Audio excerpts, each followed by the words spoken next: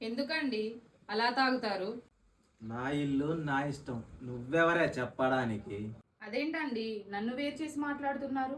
అవునే, నా ఇల్లు. ఎప్పటికీ ఇది నీ ఇల్లు కాదు. చూడండి, మీతో పెళ్ళయ్యాక మీ ఇంటి పేరు నా ఇంటి పేరు అవుతుంది, మీ ఇల్లు నా ఇల్లు అవుతుందండి. అవునా? ఎన్ని లక్షల కట్నం తెచ్చావని నీ ఇల్లు అంటున్నావు?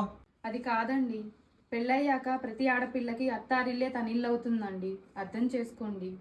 చూడు, నోరు మూసుకొని ఒక మూలన కూర్చో.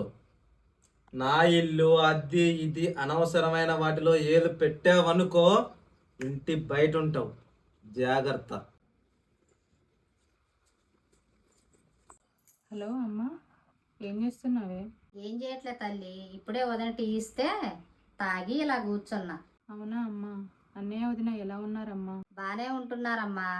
అది సరే, అల్లుడు గారు ఏం చేస్తున్నారు? బాగానే ఉంటున్నారా నీతోటి? బానే ఉన్నారమ్మా. సరే అమ్మా, మరి ఉంటాను. సరే తల్లి, జాగ్రత్త. ఏంటి అమ్మాయి సరిగా మాట్లాడట్లేదు? అక్కడ ఏమైనా గొడవ జరుగుతుందా ఏంటి? వదినా, వదినా, పడుకున్నావా వదినా? లేదమ్మా, రా కూర్చో. ఏమైంది వదినా అలా ఉన్నావు? నాకేమైంది?